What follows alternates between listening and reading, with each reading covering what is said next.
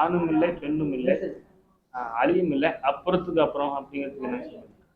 இப்ப நீங்க ஒரு ஆம்பளை, இங்க ஒரு பெண்ணுன்னு பாருங்க, அவங்க பார்க்கறது பொம்பளையா தெரியுது, அழின்னு ஒரு குரூப் இருக்குது.